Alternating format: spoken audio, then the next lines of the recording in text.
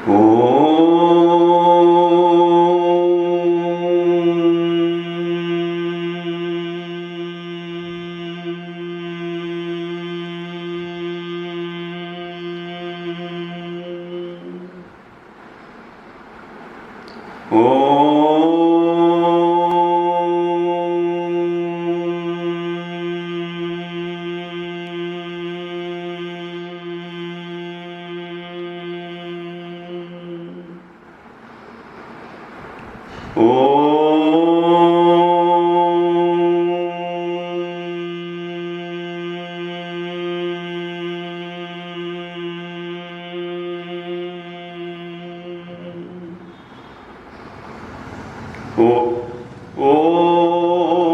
सहना भवतु सहनौ भुनक्तु सह वीर्यं करवावहै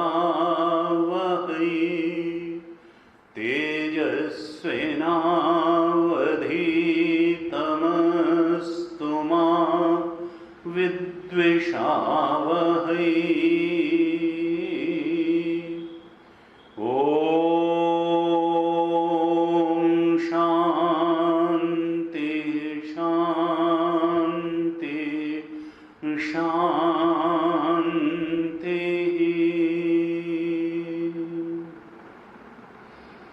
सदाशिवसमारम्भां शङ्कराचार्यमध्यमाम् अस्मदाचार्यपर्यन्तां वन्दे गुरुपरम्पराम्।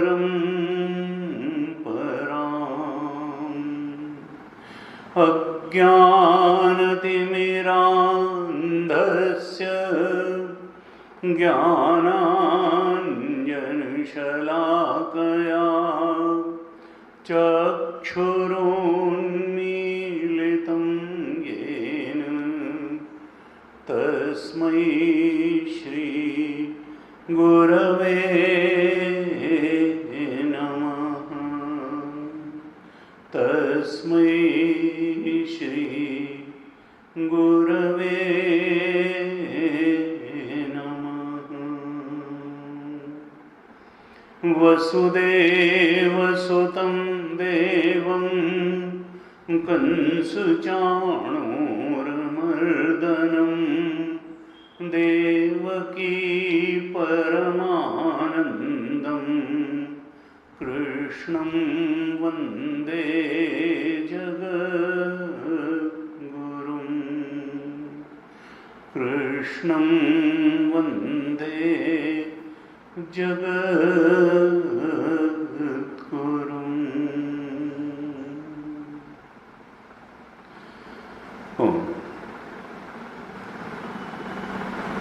श्रीमद् भगवद गीता के दूसरे अध्याय पर हम विचार कर रहे थे और इसके लगभग 38 श्लोकों तक हमने थोड़ा इसका जो गूढ़ार्थ है भगवद गीता के श्लोकों का, प्रभु कृष्ण के संदेशों का, उसका जो निहितार्थ है, गूढ़ार्थ है, उसको समझने का प्रयास किया। भगवान ने 4 प्रकार के अहम की चर्चा की। सामाजिक अहम, शास्त्र के अनुसार ब्राह्मण क्षत्रिय वैश्य शूद्र आदि दी गई पहचान, जहां हमारी अहम बुद्धि हो जाती है, यानी स्वभावगत पहचान। ये शास्त्रगत पहचान का अर्थ है स्वभावगत पहचान।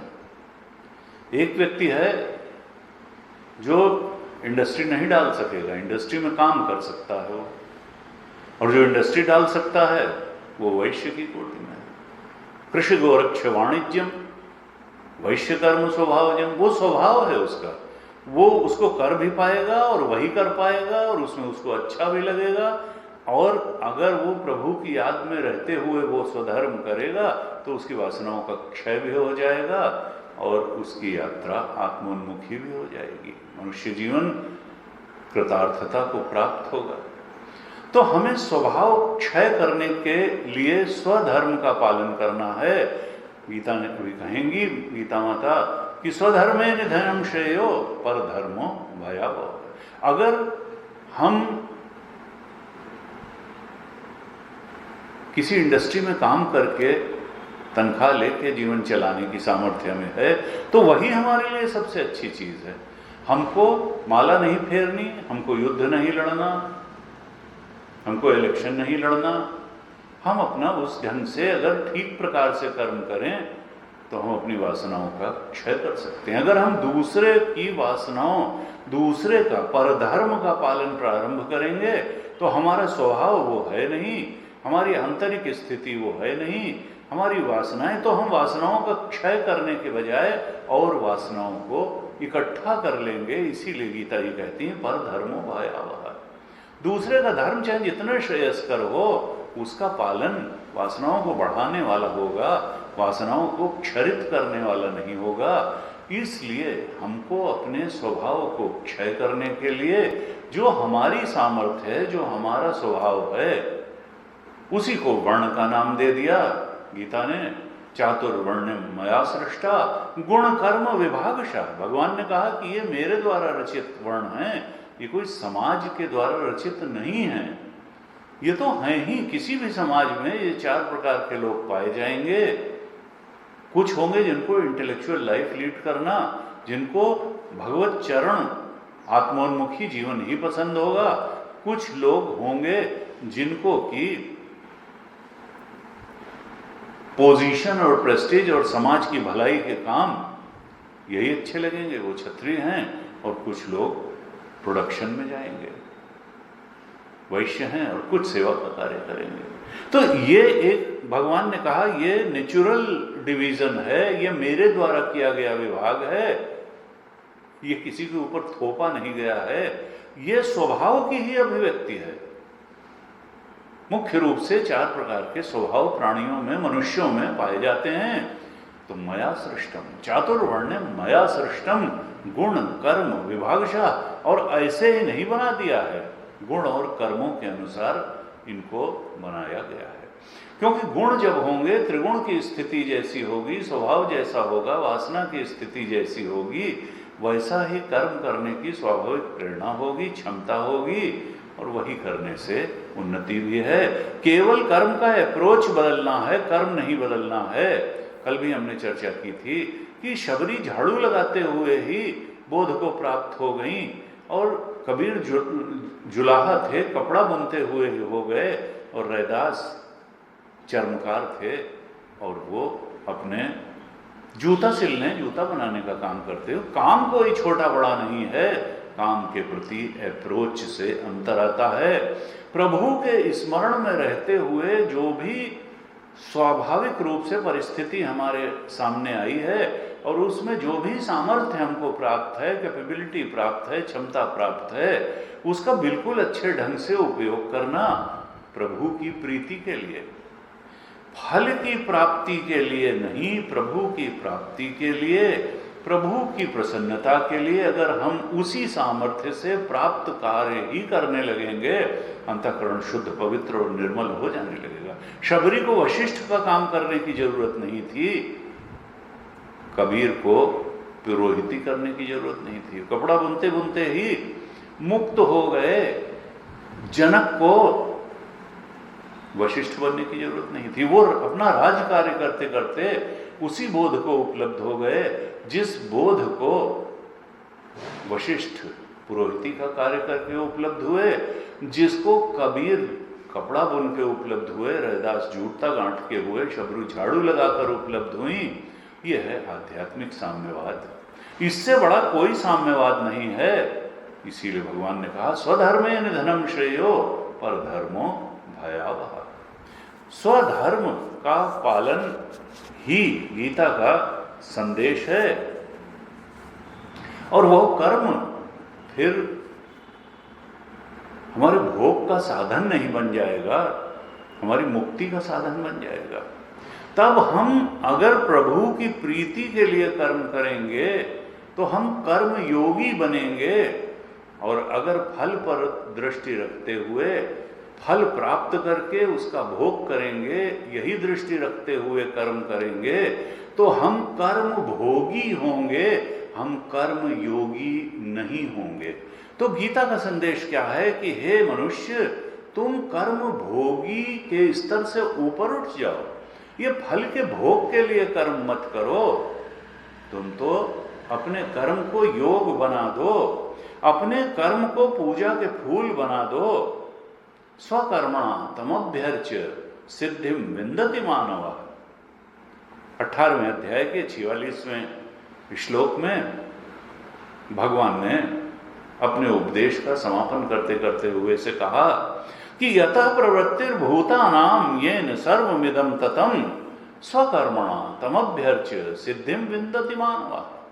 वो जो कण कण में व्याप्त है, क्षण क्षण में व्याप्त है, जो सबको शक्ति देने वाला है, सामर्थ्य देने वाला है, जो मन को मनन की क्षमता देने वाला आत्म तत्व है, जो बुद्धि को चिंतन की सामर्थ्य देने वाला है, जो वाणी को बोलने की सामर्थ्य देने वाला है,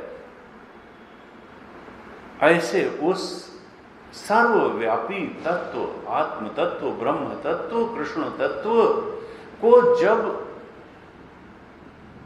उसके लिए हम कर्म करते हैं, अपने कर्म को ही पूजा के फूल बना लेते हैं, तो सिद्धि को प्राप्त हो जाते हैं। स्वकर्मणा तमभ्यर्च्य सिद्धिम विन्दति मानव। यह गीता की पूजा है।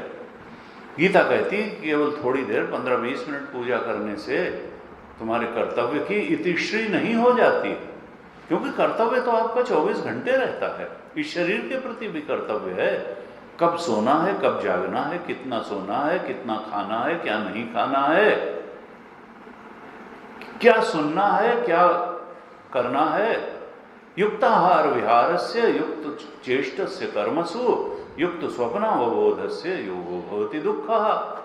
तो शरीर के प्रति भी कर्तव्य करो, समाज के प्रति कर्तव्य करो, परिवार के प्रति कर्तव्य करो, हर समय कर्तव्य सामने है।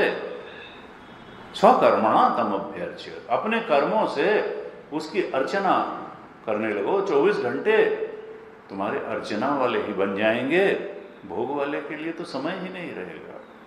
सब कुछ परमात्मा के चरणों में चढ़ा दो। भगवान वहीं 18वें अध्याय के 47वें श्लोक में कहते हैं, श्रेयान स्वधर्मो विगुणः। अगर स्वधर्म का पालन स्वभाव के अनुसार, जो स्वाभाविक प्रेरणा हो रही है, जो तुम्हारी स्वाभाविक सामर्थ्य है, जन्म से मिली हुई, उसी के अनुसार, उसी प्रेरणा का कर्म करो, केवल भगवत प्रीति के लिए करो, फल भोग की इच्छा से नहीं। अगर तुम उस प्रकार से अपने धर्म का कुछ कम अच्छे तरह से भी पालन करोगे तो भी वो तुम्हारे लिए अधिक कल्याणकारी होगा। पर धर्मात् सुअनुष्ठितात्, दूसरे के धर्म का चाहे तुम अच्छी तरह भी पालन कर सकते हो, उससे भी स्वधर्म का कुछ कम अच्छे ढंग से किया गया पालन भी श्रेयस्कर है, क्योंकि वो तुम्हारे स्वभाव का क्षय कराने वाला होगा, वासना क्षय का साधन बनेगा, और पर धर्म तो वासना को बढ़ाने वाला बन जाएगा। तो 18वें अध्याय के 47वें श्लोक में कहते हैं भगवान, श्रेयान स्वधर्मो विगुणः पर धर्मात् सुअनुष्ठितात् स्वभाव नियतम कर्म कुर्वन् नाप्नोति किल्बिषम्। जो स्वभाव से ही तुम्हें मिला हुआ है, अप्रोच कर्म जो मिला हुआ है, स्वभाव के अनुसार जो परिस्थिति मिली, स्वभाव के अनुसार ही जो स्वधर्म मिला, जो कर्तव्य मिला, उसी को करो सबसे अच्छे ढंग से। दूसरे का काम चाहे जितना संसार में प्रशंसित किया जाता हो, तुम्हारे लिए वो नहीं है, वो उन्हीं के लिए है। तुम तो अपने स्वभाव को देख के, अपनी परिस्थिति को देख के, अपनी सामर्थ्य को देख करके स्वधर्म का पालन करो। केवल तुम्हारा अप्रोच कर्म भोगी न होकर कर्म योगी हो जाना चाहिए। प्रभु की प्रीति के लिए कर्म करो, फल भोग में प्रीति रख करके नहीं। यही संदेश है गीता जी का, और प्रारंभिक साधक के लिए यही संदेश है, यही योग बुद्धि है, यही कर्म योग है, यही अचीवमेंट है। स्वभावनेतम कर्म कुर्वन् नाप्नोति किल्बिषम्। कोई पाप के तुम भागी नहीं होगे, वासना पुंज बढ़ेगा नहीं, बल्कि क्षरित होता चला जाएगा। इस प्रकार से भगवान गीता जी में कर्मयोग का उपदेश कर रहे हैं, स्वधर्म पालन का उपदेश कर रहे हैं। 39वें श्लोक में भगवान ने कहा, एषा ते विहिता सांख्ये बुद्धिर योगे तो इमाम शृणु बुद्ध्या युक्तो यया पार्थ कर्म बंधम प्रहास्यसि। अर्जुन, अभी तक मैंने तुम्हें सांख्य बुद्धि के बारे में बताया। एषा ते अभिहिता, अभिहिता कहा है किसके लिए? परमार्थ वस्तु के बारे में। सांख्य के बारे में कहा, अर्थात परमार्थ वस्तु के बारे में कहा। अभी तक कहां कहा? 11वें श्लोक से 25वें श्लोक तक। सांख्य का अर्थ क्या है? सांख्य है विचार की सम्यक प्रणाली, आत्मविचार, आत्मविद्या। ये जो है कहते हैं सांख्य। सांख्य शब्द संख्या से बना है। संख्या यानी ख्या और ख्या धातु, यानी ख्यापित करना, बताना, खोल खोल करके बताना, सम्यक रूप से बताना। किसको? परम सत्य को, आत्म तत्व को, ब्रह्म तत्व को, भगवत तत्व को ख्यापित करने वाली जो विद्या है वो है सांख्य योग। तो सांख्य शब्द का क्या अर्थ निकला? तो इसका पहला अर्थ तो है सम्यक प्रकार से विचार करने की प्रणाली। सम्यक विचार प्रणाली को सांख्य कहते हैं। और फिर इस सम्यक रूप से विचार करके जो उसकी निष्पत्ति निकलती है, जो कंक्लूजन निकलता है सम्यक विचार का, उसको भी सांख्य कहते हैं। तो सांख्य के दो अर्थ हो गए। एक तो है परम सत्य के लिए सम्यक विचार प्रणाली, और फिर उस विचार प्रणाली से निकला हुआ, उस विचार प्रणाली से निकला हुआ कंक्लूजन, उसकी निष्पत्ति, उसको भी सांख्य कहते हैं।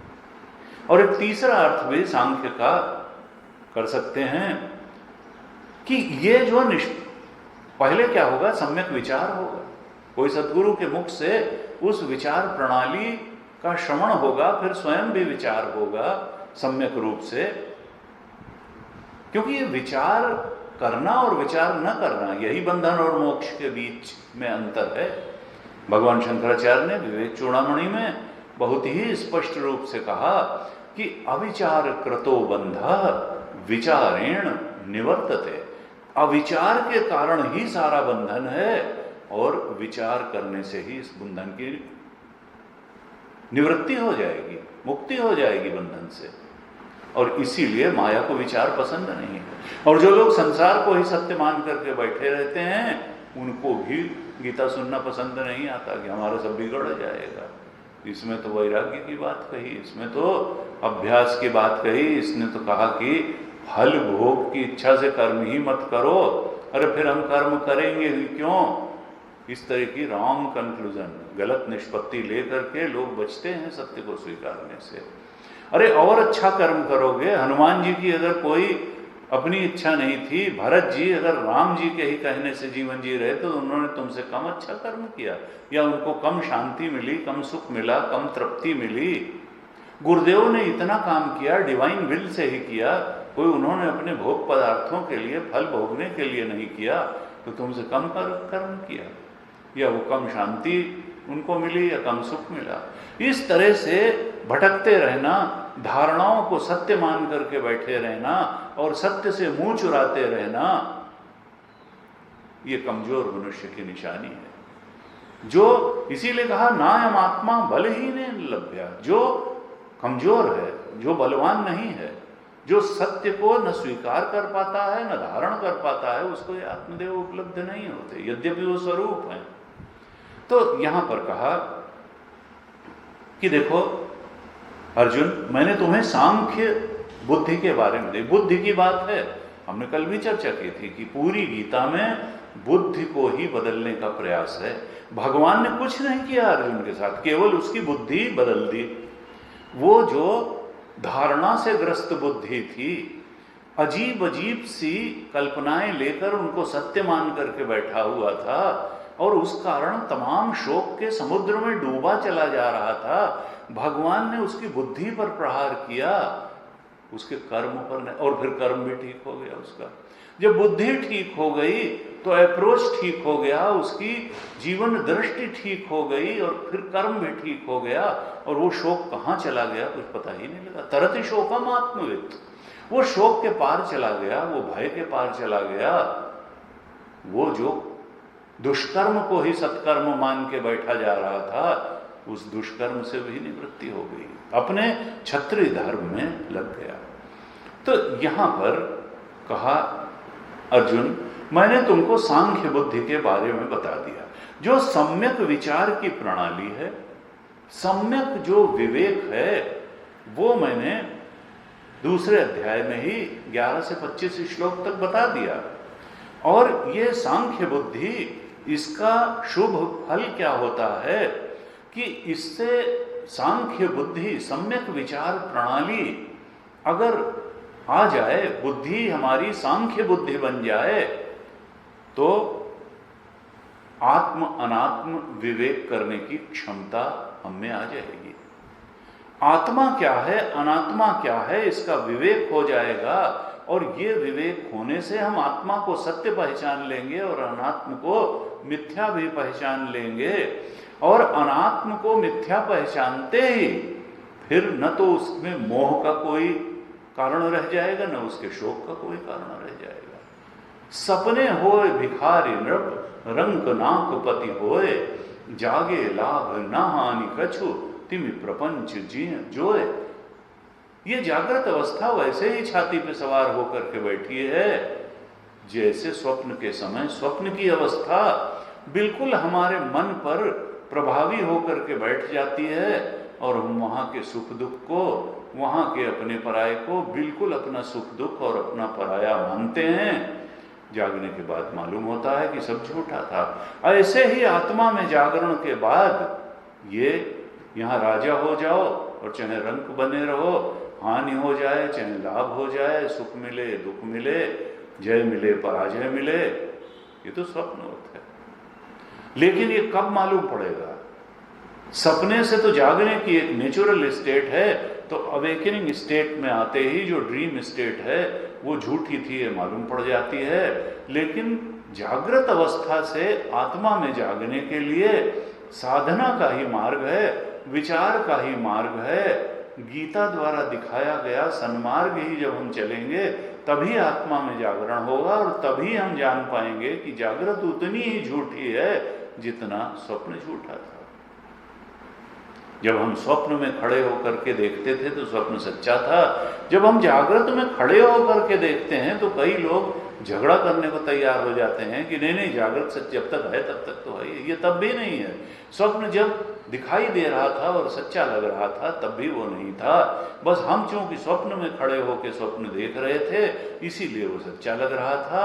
अभी भी चूंकि हम जागृत में खड़े होकर के जागृत को देख रहे हैं इसलिए जागृत सच्चा लग रहा है। हम अगर आत्म जागरण में खड़े होकर के इस जागृत अवस्था को देखेंगे तो ये बिल्कुल ही झूठी है, न इसका सुख दुख झूठा, न अपने पराये झूठे, न यहाँ मिला हुआ शरीर सच्चा, ये सब कुछ झूठा ही है। लेकिन किसके लिए? ज्ञानी के लिए या परमात्मा कृष्ण के लिए। अब वो कह रहे हैं कि अगर ये यहां तक बुद्धि नहीं भी पहुंच पाई तुम्हारी अर्जुन, तुम आत्मबोध प्राप्त करके, और ये होते ही भगवान शंकराचार्य ने भाष्य लिखा तो लिखा कि सांख्य परमार्थ वस्तु विवेक विषय बुद्धि। सांख्य क्या है? ये परमार्थ वस्तु के विवेक विषय का बुद्धि का नाम सांख्य है। परमार्थ वस्तु क्या है? ब्रह्म तत्व, कृष्ण तत्व। परमार्थ वस्तु विवेक विषय बुद्धि ज्ञान, और इस बुद्धि से जो ज्ञान प्राप्त होता है सांख्य बुद्धि से, तो ज्ञानम साक्षात शोक मोहादि संसार हेतु दोष निवृत्ति कारणम। भगवान शंकराचार्य भाष्य में लिखते हैं कि ये सांख्य बुद्धि से जो प्राप्त हुआ ज्ञान है, ये शोक मोहादि जो संसार को क्रिएट करने वाले दोष हैं, जिनके कारण हम अपने संसार की रचना कर लेते हैं, उन शोक मोहादि संसार के कारण बने हुए दोषों की निवृत्ति का साक्षात साधन है ये सांख्य बुद्धि से प्राप्त ज्ञान। तो सांख्य बुद्धि तो अल्टीमेट अचीवमेंट है, क्योंकि यह आत्म साक्षात्कार तक पहुंचाता है, शोक मोह की निवृत्ति कर देता है।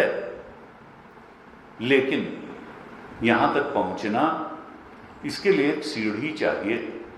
अभी वो सीढ़ी क्या है कि अभी तो हम फल भोगी के रूप में जीवन जी रहे हैं, अभी हम कर्म योगी के रूप में जीवन नहीं जी रहे हैं। इस फल भोगी के जीवन और सांख्य योगी के जीवन के बीच में भी एक स्टेज आती है, और वो है कर्म योगी का जीवन।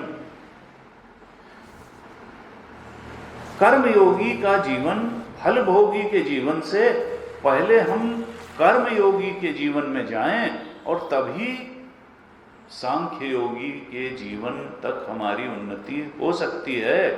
पहले कर्मयोग की दृष्टि तो आए, फल भोगी की दृष्टि जाए, और कर्मयोगी की दृष्टि आए, फिर सांख्य योगी की दृष्टि भी आ जाएगी।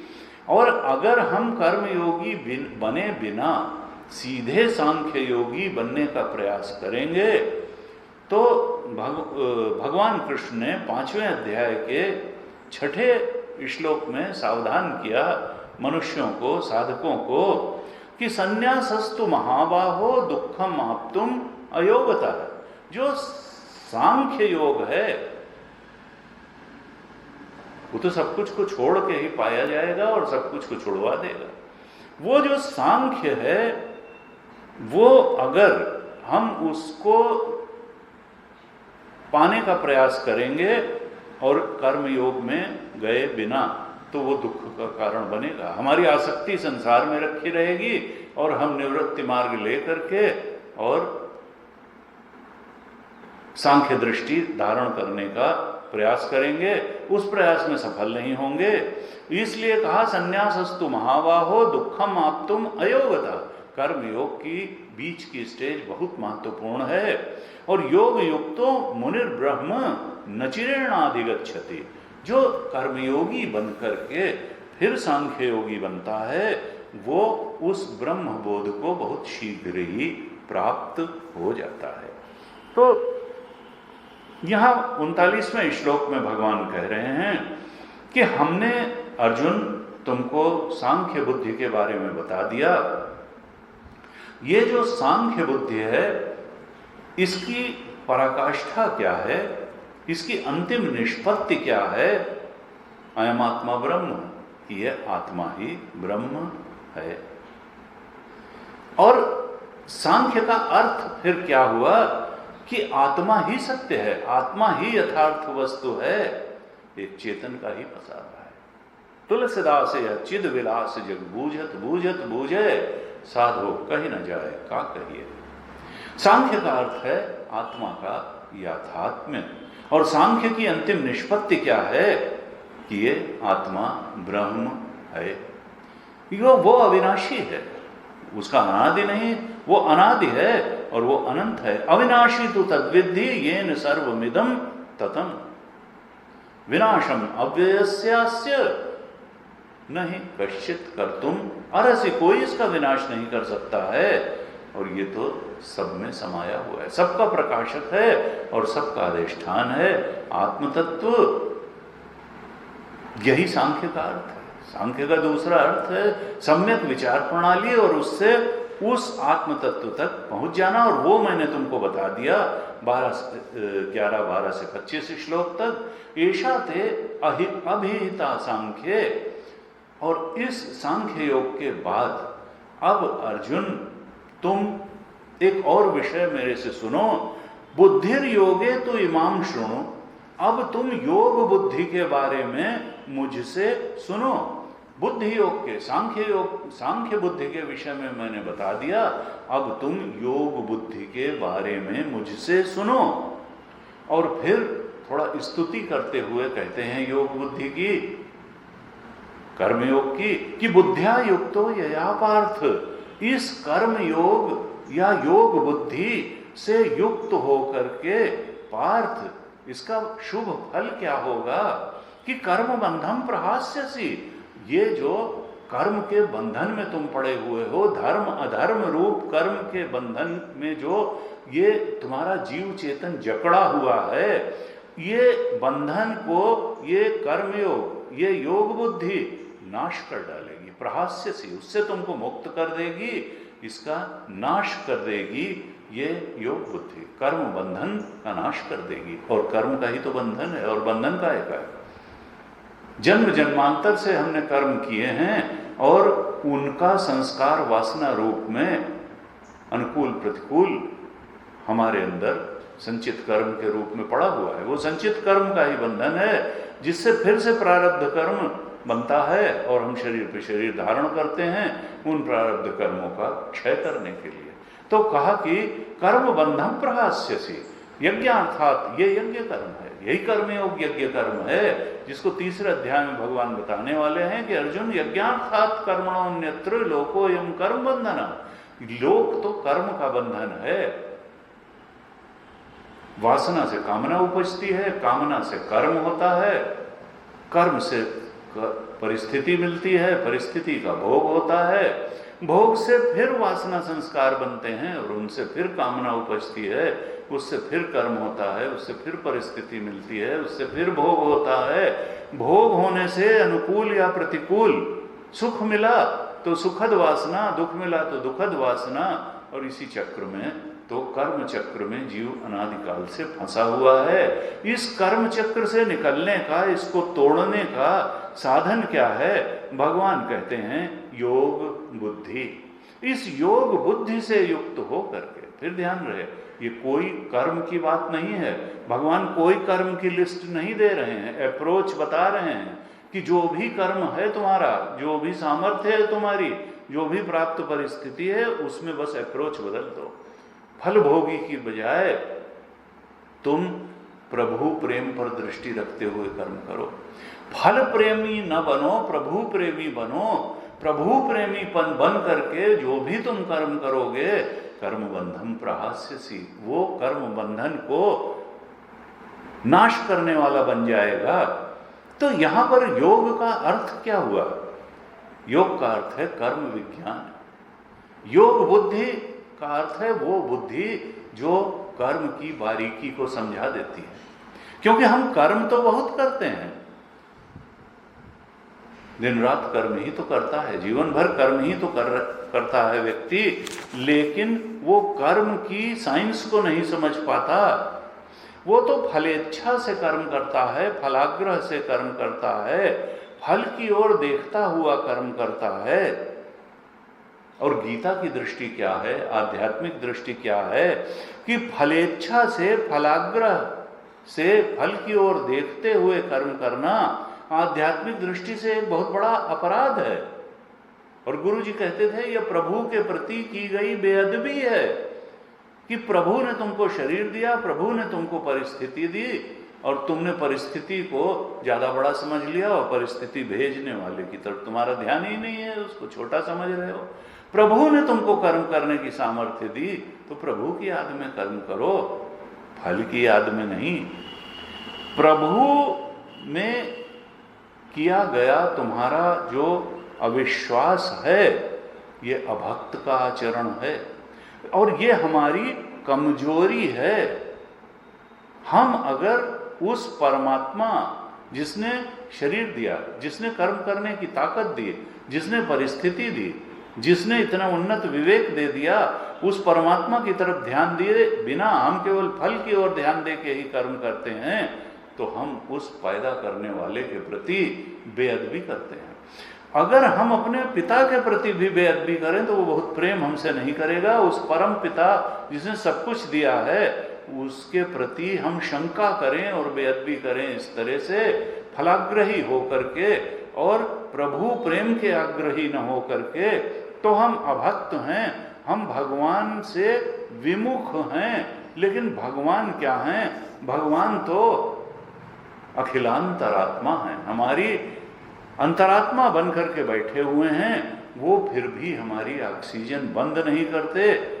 हाँ, ये है कि उनका भक्त बन करके जो प्रेम हम प्राप्त कर सकते हैं, उनकी जो करुणा प्राप्त कर सकते हैं, कृपा और अनुग्रह प्राप्त कर सकते हैं, उससे हम वंचित रह जाते हैं। फिर कर्म प्रधान विश्व रचि राखा, जो जस करे सो तस फल चाखा।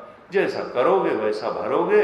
लेकिन हम अगर प्रभु की प्रीति को महत्वपूर्ण मान ले जीवन में और फलाग्रही न हो करके प्रभु प्रेमाग्रही बन करके कर्म करें, तो फिर तदपि करहि सम विषम विहारा, भगत अभगत हृदय अनुसारा। अपने भक्त की कमियों से भी आंख मूंद लेते हैं, भक्त को थोड़े कर्म का ज्यादा फल दे देते हैं। वो किसी की मजदूरी नहीं मारेंगे, वो तो उन्होंने तो कहा अहम भक्त पराधीन, मैं तो भक्त के पराधीन हूं। सबसे प्रिय मुझे अपने भक्त ही हैं, उनसे बढ़कर के कोई प्रिय नहीं है।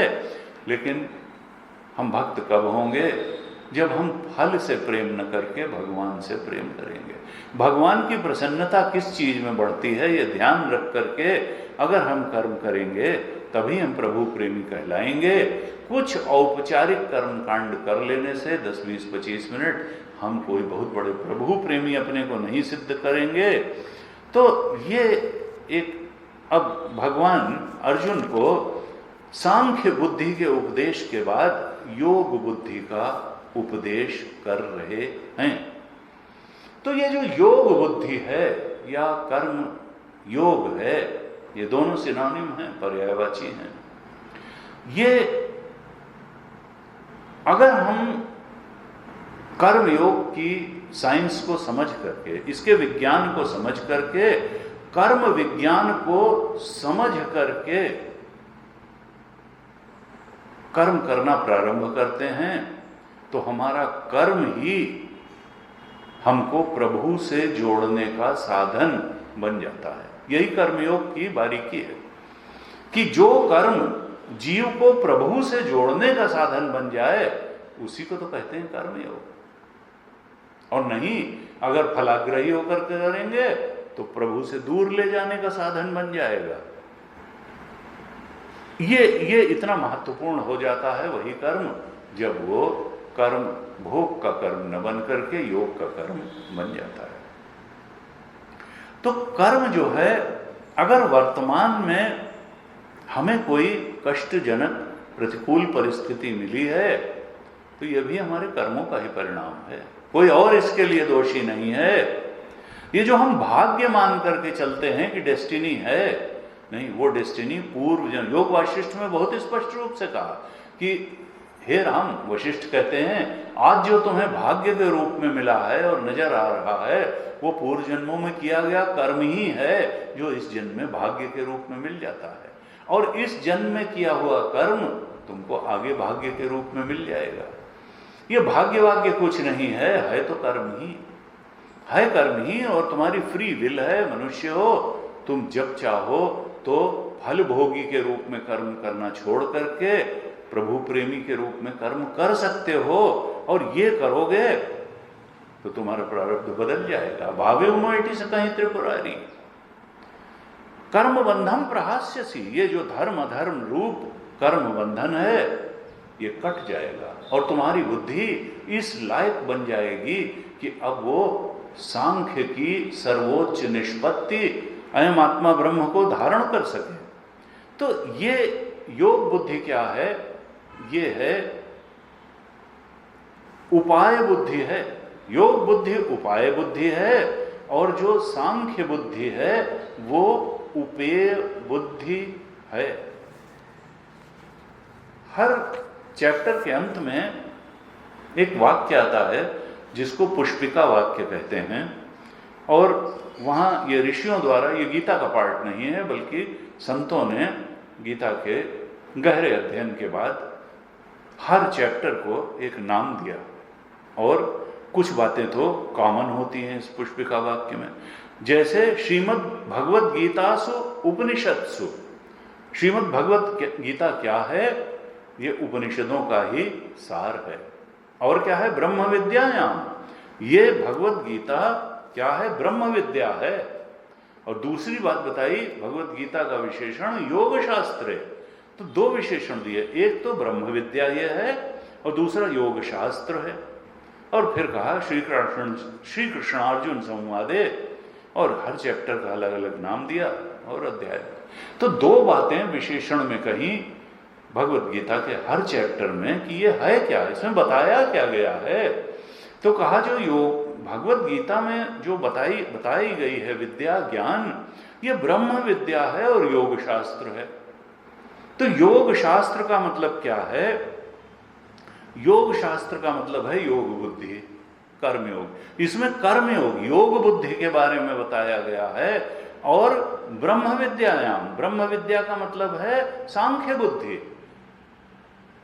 योग बुद्धि योग शास्त्र है क्योंकि इसमें योग बुद्धि के बारे में बताया गया है, और ब्रह्म विद्या है क्योंकि इसमें सांख्य बुद्धि के बारे में बताया गया है। अब दोनों के बारे में बताने की क्या जरूरत है? एक ही के बारे में बता देते, जब सांख्य बुद्धि से ही अयम आत्मा ब्रह्म का बोध होता है।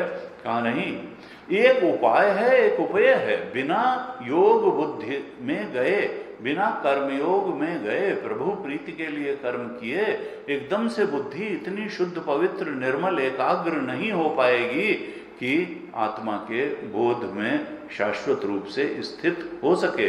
इसलिए कर्मयोग उपाय है सांख्य योग में प्रवेश करने के लिए। ये उपाय है और वो ये साधन है, और सांख्य बुद्धि साध्य रूपा है। उपाय है योग बुद्धि और उपेय है सांख्य बुद्धि। ये दोनों ही बुद्धियां गीता के अर्थ को, इस सृष्टि के परम सत्य को धारण करने की सामर्थ्य मनुष्य को, साधक को प्रदान करती हैं। जैसे ही हम कर्म करते हैं तो कर्म के उद्देश्य के अनुरूप ही मन पर संस्कार पड़ता है, इंप्रेशन पड़ता है, वासनाएं अंकित होती चली जाती हैं। वो मानो एक सॉफ्टवेयर है, वो वैसा वैसा बनता चला जाता है। कर्मानुसार ही मनुष्य को जन्म मिलता है, कर्मानुसार ही अनुकूल प्रतिकूल सुख दुख की परिस्थितियां मिलती हैं। अधर्म का आचरण करेंगे तो पाप के भागी होंगे, शोक मिलेगा ही। और सत्कर्म धर्म अनुसार करेंगे, कर्म योग के अनुसार करेंगे तो दुख निवारण होता चला जाएगा।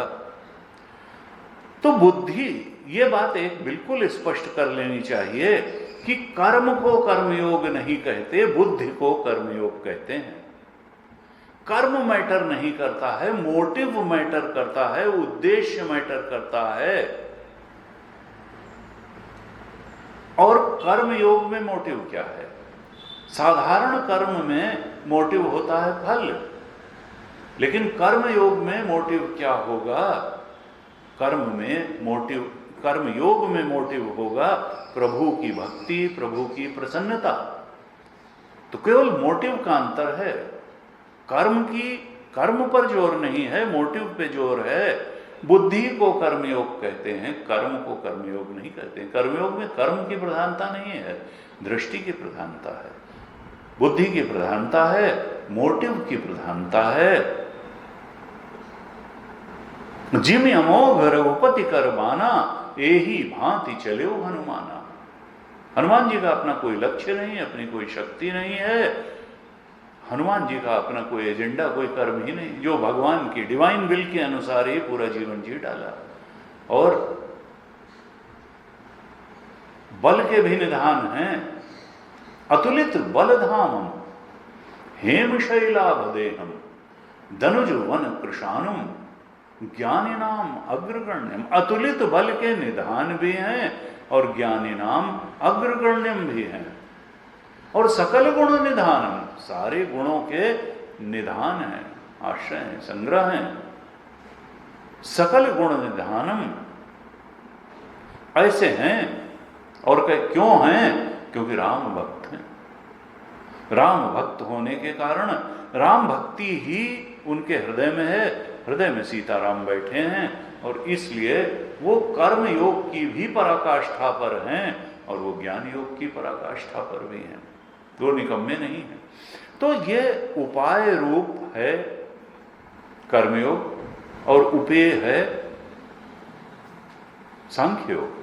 भगवान शंकराचार्य ने 39वें श्लोक पर आगे भाष्य लिखा ये योगे तो तत्प्राप्ति उपाये निसंगतया द्वंद्व प्रहाण पूर्वकम ईश्वर आराधन अर्थे कर्म योगे कर्मानुष्ठाने समाधि योगे चैमाम अनंतरम एव उच्यमानाम बुद्धिम शृणु।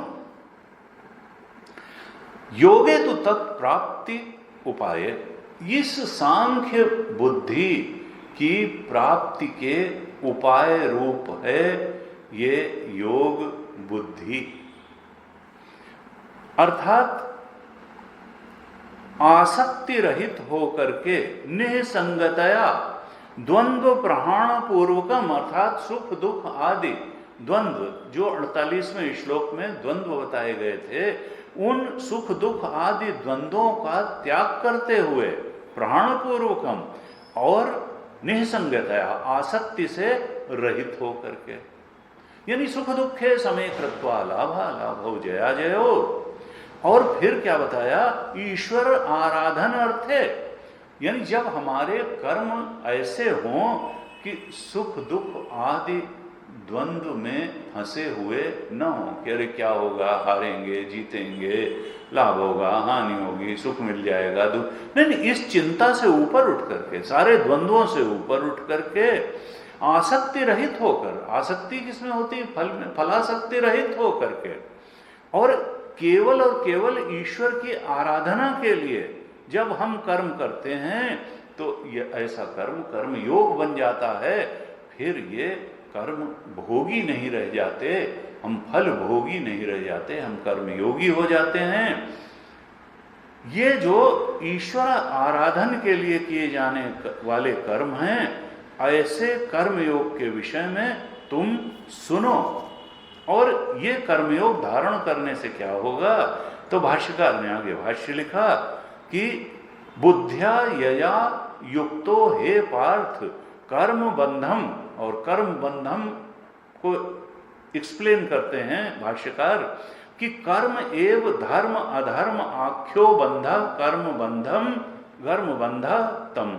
ये जो धर्म अधर्म रूप कर्म है ये बंधन है। देखिए इसमें धर्म को भी ले लेते हैं भाष्यकार, जब भी बंधन की बात करते हैं तो अधर्म तो बंधन है ही, बहुत बड़ा बंधन है, लेकिन जब धर्म को भी हम फल का उद्देश्य रख करके ध्यान में करते हैं कि देखो ये वाला शतचंडी यज्ञ करा लेते हैं तो इससे प्रमोशन हो जाएगा या लड़की की शादी हो जाएगी, जो हम धर्मानुसारी कार्य करने के लिए भी जब कर्म कांड में जाते हैं तो वो भी बंधन का ही कारण होता है।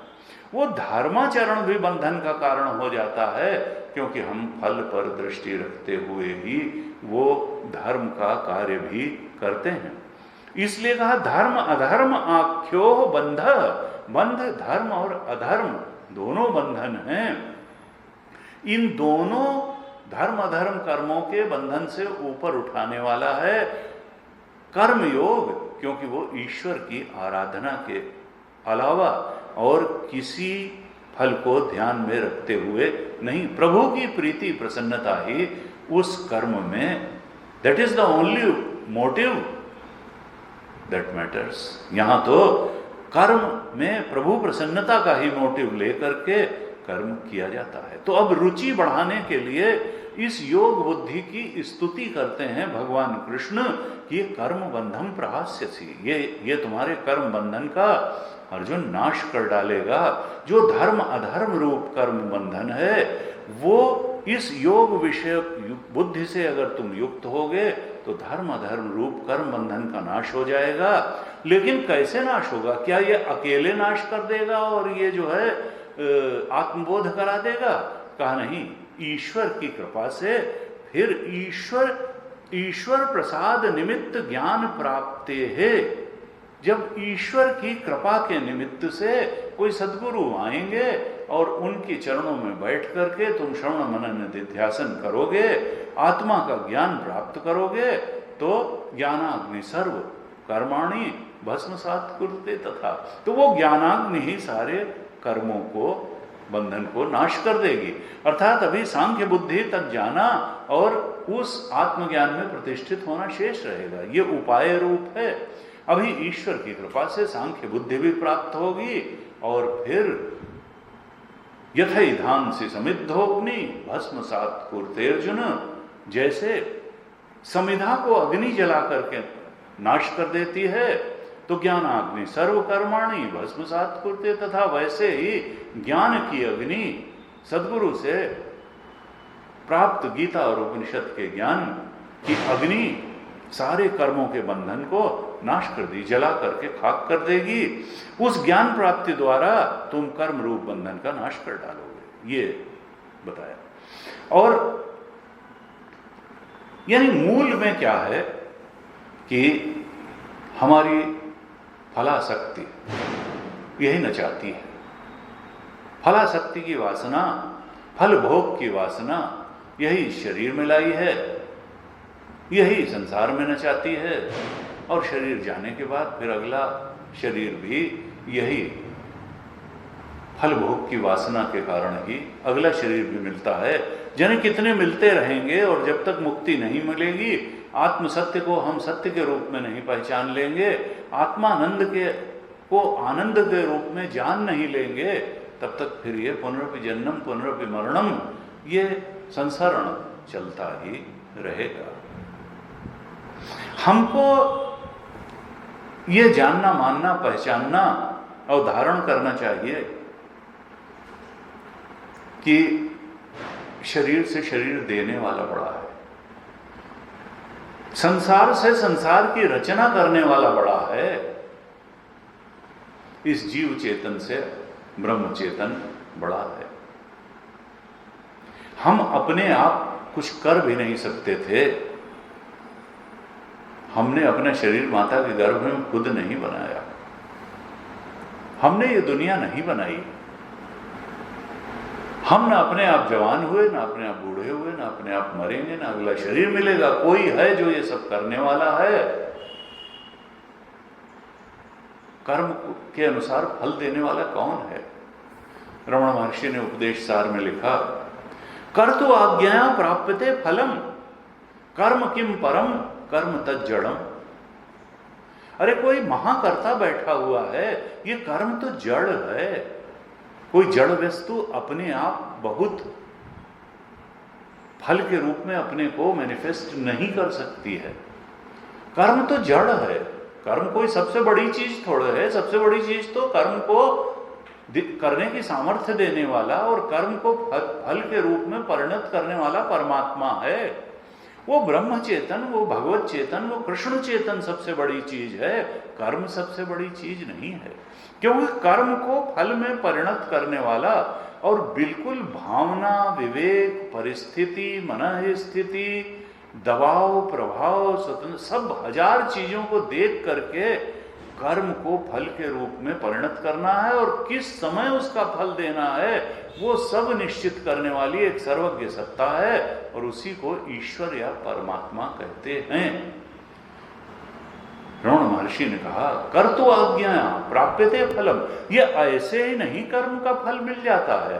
कोई महाकर्ता, वो परमात्मा, वो ईश्वर, वो सर्वज्ञ, वो सर्वव्यापी, सर्वशक्ति, वो बैठा हुआ है, वही कर्म को फल में परिणत करता है, वो उपयुक्त समय में देता है और निश्चित रूप से देता है। उसको याद करो, उस फल देने वालों को याद करो, फल को पे ही दृष्टि मत रखो। तुम दृष्टि तो उस परमात्मा पर रखो। कर्तु आज्ञा प्राप्यते फलम, कर्म किम परम। तुम सोचते हो हम पता नहीं क्या करेंगे, हम तो इतने सामर्थ्यवान हैं, हम तो पैर मारेंगे वहीं से पानी निकल आएगा। नहीं, कर्म परम नहीं है, परमात्मा परम है। कर्म किम परम, कर्म तज्जड़म। कर्म तो जड़ है, वो अपने आप फल में भी परिणत नहीं कर सकता अपने को। भगवान की कृपा होगी तो कहा कि जो चेतन कहा जड़ करई, जड़ ही करई चैतन्य। जो चेतन को जड़ कर देता है वो जड़ को चेतन कर देता है। तो सेवक सेव्य भाव बिनु भाव न तरी और गारी। कागभूषुंडी जी कहते हैं कि गरुड़ जी, जब तक हम उसके सेवक बन करके, उसके भक्त बन करके और उसको अपना स्वामी मान करके जीवन नहीं जिएंगे, तब तक ये कर्म बंधन न प्रहास्यसी, ये भवसागर के बंधन से, कर्म बंधन से हम बाहर नहीं निकल पाएंगे। वही बात रमण महर्षि ने कही, कर्तु आज्ञया प्राप्यते फलम कर्म किम परम कर्म तद जड़म। फिर कहते हैं रमण महर्षि आगे कर्म की व्याख्या करते हुए कि अगर तुमने कर्म और फल इन्हीं दो इक्वेशन तक सीमित रह गए कि कर्म करेंगे और फल मिल जाएगा, परमात्मा को भूल ही गए कर्म करते समय, तो क्या होगा? तुम कर्म के बंधन में ही फंसे रह जाओगे। कृति महोदधौ पतन कारणम। अगर कर्म और फल को ही प्रथम और अंतिम बात मान लिया तुमने, तो ये जो कर्म का समुद्र है, इसमें तुम डूबते उतराते रहोगे। कृति महोदधौ पतन कारणम, ये जो तुम्हारा परमात्मा को भुला करके किया जाने वाला कर्म है, परमात्मा की प्रीति से अलग हट करके फल भोग के प्रेम में पड़ करके किया जाने वाला कर्म है, ये कर्म के समुद्र में तुमको डुबाएगा और डुबाएगा। कृति महोदधौ पतन कारणम, गिराएगा उसमें।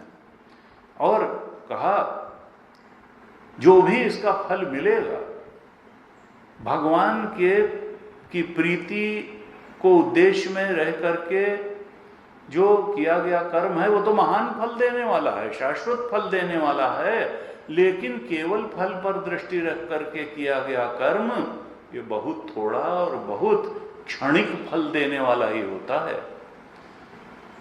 कहा फलम अशाश्वतम, कृति महोदधौ पतन कारणम फलम अशाश्वतम। इसका जो फल होगा, फल दृष्टि पर रख करके किए गए कर्म का जो फल होगा, वो कोई शाश्वत शांति और सुख देने वाला नहीं होगा, वो फल अशाश्वत होगा। फलम अशाश्वतम गति निरोधकम। और ये मत समझ लेना कि वो आत्मोन्मुखी गति प्रदान कर देगा, वो किसी परम सत्य तक वो कर्म तुमको पहुंचा देगा, नहीं, वो तो उल्टी दिशा में ले जाएगा, गति को और बाधित कर देगा, कर्म बंधन को बढ़ा देगा। अगर फलाग्रही होकर के कर्म करोगे तो कर्म बंधन में और फंस जाओगे, और जो जीवन का उद्देश्य है आत्म शांति और आत्म सुख, उस आत्मोन्मुखी गति में ब्लॉक कर देगा ये कर्म तुम्हारा। गति निरोधकम, जो वास्तविक गति है उधर जा ही नहीं पाओगे, और कुछ थोड़े मोड़े अशाश्वत क्षणिक फल को लेकर के सुखी दुखी होते रहोगे। इसलिए तुम करो क्या? तो रमण महर्षि आगे वहां कहते हैं कि देखो, करने लायक कर्म के प्रति अप्रोच क्या हो, मोटिव को सुधारो। ईश्वरार्पितम नेच्छया कृतम, तुम तो कर्म को ईश्वर को अर्पित करके करो, इच्छा को अर्पित न हो तुम्हारा कर्म। ईश्वरार्पितम न इच्छया कृतम, तुम कामना की प्रेरणा से कर्म मत करो, तुम तो प्रभु की प्रीति के लिए प्रभु की प्रेरणा से कर्म करो, फल को ईश्वर में अर्पित कर दो, प्रभु की प्रसन्नता को ध्यान में रख करके कर्म करो। ईश्वर कर्म कैसा हो? ईश्वर अर्पितम हो, न इच्छया कृतम हो, कामना की प्रेरणा से न हो। तब इसका शुभ परिणाम क्या होगा? ये फलम अशाश्वतम देने वाला नहीं होगा, वो गति निरोधकम नहीं होगा। ऐसा परमात्मा के आराधन के लिए किया गया कर्म, ईश्वर अर्पितम जो कर्म होगा, वो मुक्ति साधकम, वो मुक्ति का साधन बन जाएगा। कर्म मुक्त जो बंधन का कारण बन रहा था, जो कृति महोदधौ पतन कारणम बन रहा था, वो अब चित्त शोधकम बन जाएगा, वो अंतःकरण को शुद्ध करने वाला बन जाएगा, चूंकि अब वो फलाश्रित न होकर ईश्वर अर्पित हो गया। ईश्वर अर्पितम नेच्छया कृतम चित्त शोधकम, और मुक्ति साधकम, वो तुम्हारी मुक्ति का साधन बन जाएगा, चित्त शुद्धि का साधन बन जाएगा और मुक्ति का साधन बन जाएगा।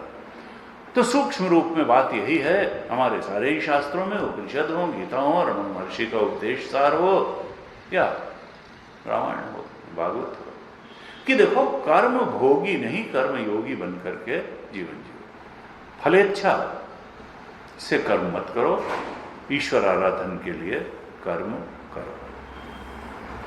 इस प्रकार से बताया। 40वें श्लोक में कहते हैं कि नेहाभिक्रम नाशोस्ति प्रत्यवायो न विद्यते स्वल्पमप्यस्य धर्मस्य त्रायते महतो भयात्। अर्जुन, ये कर्मयोग, अब कर्मयोग की स्तुति कर रहे हैं भगवान, ये कर्मयोग कितना महत्वपूर्ण है। कहा कर्मयोग, ईश्वर की आराधना के लिए जब हम कर्म करते हैं तो जो कर्म के फल भोग पर दृष्टि रखते हुए फलेच्छा पूर्वक जब कर्म किया जाता है, फलाग्रही होकर कर्म किया जाता है, तो उस कर्म में 3 दोष आ जाते हैं। एक क्या है कि अभिक्रम नाशा अगर हुआ, अभिक्रम का मतलब, नाशा का मतलब है क्रम का नाश। अगर क्रम का नाश हो गया तो फल नहीं मिलेगा। जैसे भाष्यकार ने भाष्य लिखा तो कहा कि अभिक्रमणम अभिक्रमः प्रारंभ तस्य नाशो न अस्ति यथा कृष्यादेह। जैसे कृषि कार्य होता है तो उसमें अगर आप पूर्वापर क्रम को न फॉलो करें, अब अगर कृषि की एक व्यवस्था है कि पहले खेत जोता जाएगा, फिर उसमें बीज मिट्टी बना करके ठीक से और बीज बोया जाएगा और उसके बाद में सिंचाई की जाएगी, उसके बाद जब पौधा निकलेगा तो निराई भी की जाएगी, घास फूस हटाई जाएगी और फिर जब फसल पक करके तैयार की जाएगी तब कटाई की जाएगी और तब फल मिलेगा। तो एक क्रम है, अभिक्रम है। और किसी ने कहा कि नहीं काम पूरा करेंगे, लेकिन ऐसा करते हैं पहले बीज बो देते हैं, पहले खेत में बीज डाल देते हैं, फिर गुड़ाई कर देते हैं, फिर फसल काट लेंगे। नहीं हो पाएगा। आपको एक एक स्टेप वैसे ही चलना पड़ेगा। और यही कर्मकांड में भी है। अगर आपने फल पर आग्रह रखते हुए कोई यज्ञानुष्ठान किया तो वहां भी क्रमानुसार जो क्रिया विधि बताई गई है उसका पालन करना होगा। अगर नहीं करेंगे तो फल की प्राप्ति नहीं होगी। कहा एक तो कर्म का दोष यह है कि अभिक्रम का नाश, फलेच्छा फलाग्रही होकर फल दृष्टि से अगर कर्म करते हैं तो जो स्टेप्स हैं पहले और बाद के, अभिक्रम है, उसका नाश अगर हुआ तो फल की प्राप्ति नहीं होगी। और दूसरा फल दृष्टि के कर्म का दोष क्या है कि प्रत्यवाय, अगर हमने कर्म ठीक तरह से नहीं किया तो फिर नुकसान भी हो सकता है। भाष्यकार ने कहा चिकित्सावत, जैसे चिकित्सा है, आपको जो रोग है उसके अनुसार ही दवाई मिलनी चाहिए, नहीं तो दवाई से ही मर जाओगे। अगर दवाई ठीक न मिली तो उल्टा असर करेगी, प्रत्यवाय दोष लग जाएगा। कर्म अगर ठीक किया गया तब तो ठीक है, और कहीं उल्टा कर दिया कर्म तो फिर वो आपके परेशानी का कारण बन जाएगा, गलत ढंग से किया गया कर्म। चिकित्सावत, तो ये 2 दोष जो कर्म में हैं। और एक तीसरा दोष भी बताया 40वें श्लोक में भगवान ने कि हर कर्म फल देने के लिए एक सर्टेन अमाउंट का रिक्वायरमेंट होता है। गुरुदेव कहते थे every job demands A Kota of कर्म। हर कर्म को फल तक पहुंचने के लिए जितना आपको प्रयत्न लगाना चाहिए उतना लगाना पड़ेगा। अगर कम प्रयत्न किया तो फल नहीं आएगा। जैसे आपको 50 फीट पे पानी मिलना है, आपने 5 फीट खोदा और फिर कहा भाई बस हो गया, पानी नहीं मिलेगा। Every job demands A Kota of कर्म। उतना कर्म करोगे तभी परिणाम आएगा। लेकिन 40वें श्लोक में भगवान कृष्ण कहते हैं कर्म योग में ये तीनों दोष नहीं है। साधारण फलाग्रह कर्म में ये तीनों दोष लगते हैं। अभिक्रम का नाश हुआ तो भी फल नहीं मिलेगा। अगर गलत ढंग से कर दिया तो प्रत्यवाय दोष लग जाएगा चिकित्सावत, और अगर कोटा से कम कर्म किया तो भी फल नहीं मिलेगा।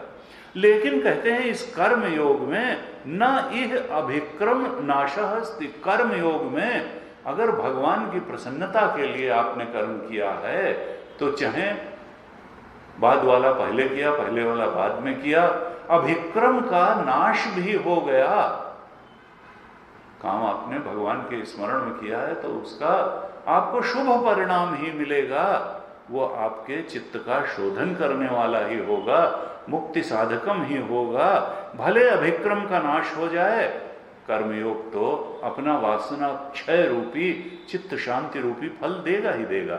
और प्रत्यवायो न विद्यते, ये कुछ कमी बेसी भी रह जाए, उल्टा पुल्टा भी हो जाए तो भी कर्मयोग में कोई दोष, प्रत्यवाय दोष नहीं लगेगा। इसका कभी कोई दुष्परिणाम होने वाला तो है ही नहीं। और स्वल्पमप्यस्य, ये भी नहीं है कि it requires a certain Kota of कर्म, नहीं, थोड़ा भी अगर हमने इसका पालन कर लिया तो महान भय से ये हमारी रक्षा करता है। स्वल्पमप्यस्य धर्मस्य त्रायते महतो भयात्। बहुत बहुत बड़े भय से, विपरीतताओं से, जो हमें सताने वाले, कष्ट देने वाली परिस्थितियां हैं, लोग हैं, उनसे, हमारे महान भय से हमारी रक्षा करता है। ये इसका शुभ परिणाम है कर्मयोग का। ये बहुत बड़ी चीज भगवान ने कह दी, आश्वासन वाली, क्योंकि व्यक्ति तो भयभीत होकर के बहुत सारे, असुरक्षा का भय है उसको, विपरीत परिस्थिति में दुख में न पड़ जाए इसका भय है। अनेक तरह के भय सताते हैं व्यक्ति को, रोग न हो जाए, विपरीत परिस्थिति न हो जाए, धनाभाव न हो जाए, परिवार पर कोई संकट न आ जाए।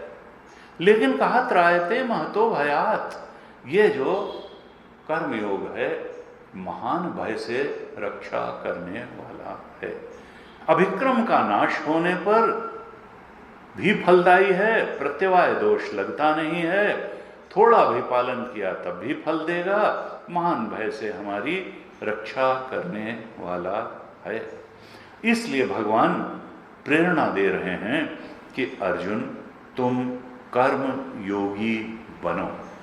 अगर तुम कर्म योगी बनोगे तो क्रमशः योग बुद्धि तुमको प्राप्त हो जाएगी, और योग बुद्धि अगर ठीक तरह से उसमें स्थिति हो गई तो उसके बाद सांख्य बुद्धि भी तुम्हें प्राप्त हो जाएगी।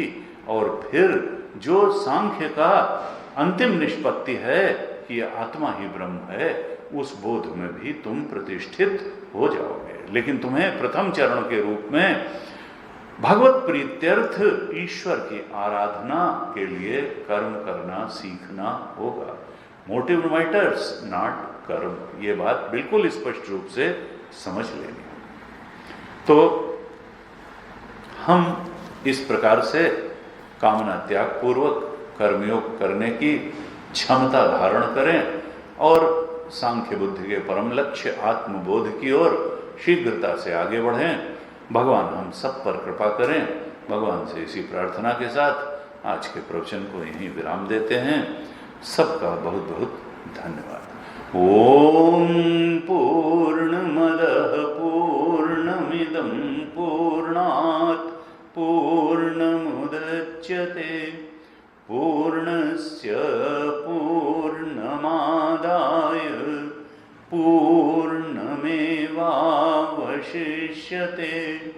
ॐ शान्ति शान्ति शान्तिः। हरिः ॐ श्रीगुरुभ्यो नमः। हरिः